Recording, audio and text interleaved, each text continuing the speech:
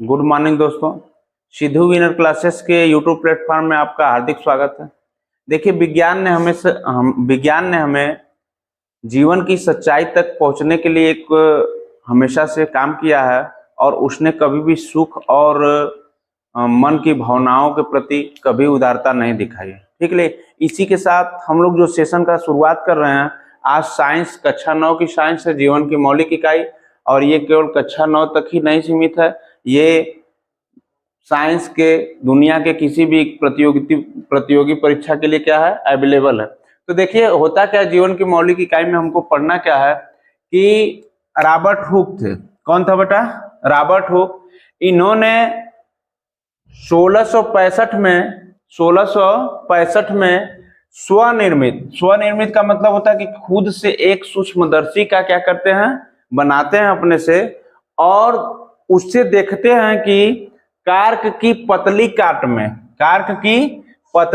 में अनेक छोटे छोटे प्रकोष्ठ होते हैं। अनेक कौन कौन से प्रकोष्ठ होते हैं बेटा? छोटे छोटे प्रकोष्ठ होते हैं। ठीक है, तो पूछा जाएगा कि स्वनिर्मित सूक्ष्मदर्शी की खोज किसने की? तो बताओगे रॉबर्ट हुक ने। कब की? 1665 में की। ठीक है, और ये जो प्रकोष्ठ है इसी को कोशिका या सेल कहते हैं। इंग्लिश में सेल कहते हैं, हिंदी में कोशिका कहते हैं। तो कोशिका शब्द की उत्पत्ति या सेल शब्द की उत्पत्ति कैसे होती है? देखो, ये लैटिन भाषा के सेलुला शब्द से इसकी क्या होती है, उत्पत्ति होती है, जिसका अर्थ होता है छोटा कमरा या कमरा। ठीक है, जिसमें हम लोग रहते हैं, कमरा। ठीक है, आगे हम लोग आते हैं कि प्रत्येक कोशिका सजीव की संरचनात्मक एवं क्रियात्मक इकाई होती है। यह है संयुक्त सूक्ष्मदर्शी, जिसका चित्र आप लोगों को क्या करना है, कॉपी में बनाना है। आपने संयुक्त सूक्ष्मदर्शी देखा और उसमें दर्पण क्या था, पेच क्या थी, ठीक है, और तरीके क्या थे सूक्ष्मदर्शी को बनाने का, जो रॉबर्ट हुक ने बनाया था स्वनिर्मित सूक्ष्मदर्शी। ठीक है, आइए हम लोग देखते हैं कुछ वैज्ञानिक और खोज। कब किए ये लोग वैज्ञानिक खोज और किस किस चीज का किए, इसके बारे में पढ़ते हैं। देखिए, आप लोगों को हम बताएं कि 1665 में रॉबर्ट हुक ने एक सूक्ष्मदर्शी स्वयं बनाया और उससे क्या किया, कार्क के टुकड़े की पतली काट को सूक्ष्मदर्शी द्वारा देखा और उसमें मधुमक्खी के छत्ते की कोठरियों सदृश संरचनाओं को कोशिका का नाम दिया। मधुमक्खी के छत्ते जैसी संरचना को क्या कहते हैं बेटा? कोशिका या सेल कहते हैं। किसके अनुसार? रॉबर्ट हुक के अनुसार। ठीक है, इन्होंने अपनी सूक्ष्मदर्शी में मधुमक्खी के छत्ते की कोठरियों को क्या किया था, देखा था, संरचनाओं को। तो यह अनुमान लगा लिए कि जो सेल होती है हमारी, वो किसके आकार की होती है? मधुमक्खी के छत्ते के आकार की। ठीक है, ये भी पूछेगा तो आसानी से बता देना। आगे देखिए, लीवेनहॉक जो कि 1670 में क्या करते हैं कि एक कोशिकीय जंतुओं, पादपों तथा जीवाणुओं को सूक्ष्मदर्शी द्वारा देखते हैं। तो पहली बार सर्वप्रथम एक कोशिकीय जंतु, पादपों और जीवाणुओं को सूक्ष्मदर्शी से किसने देखा?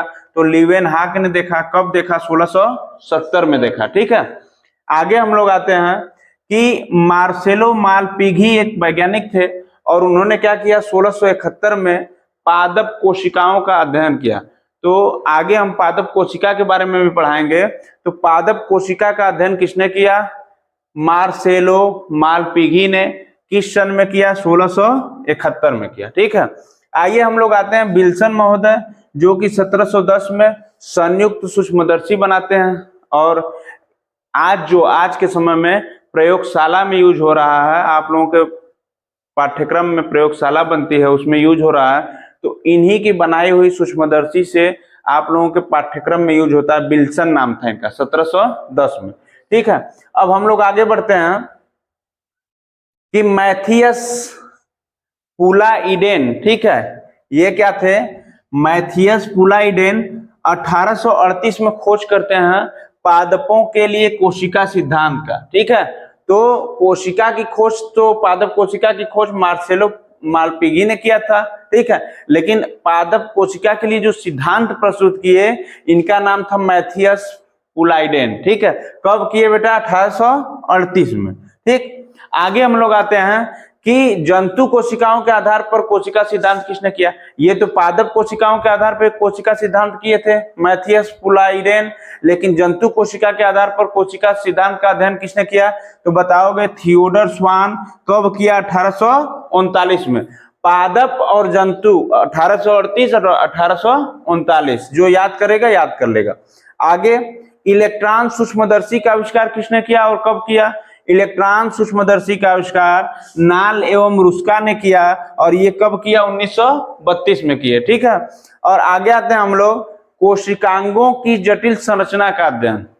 कोशिकांगों की जटिल संरचना का अध्ययन ये करते हैं बेटा सेआगे। कौन करते हैं? सेआगे। और कब करते हैं? 1940 में। तो ये रहा आप लोगों का कुछ वैज्ञानिक और खोज, ठीक है, जो कि बहुत ही इंपॉर्टेंट है परीक्षा के लिए। इसको याद करना हमारी जिम्मेदारी बनती है। देखिए, कोशिका के प्रकार, types of cell. Types of cell के बारे में हम लोग पढ़ते हैं कि कोशिका के प्रकार है टाइप्स ऑफ सेल।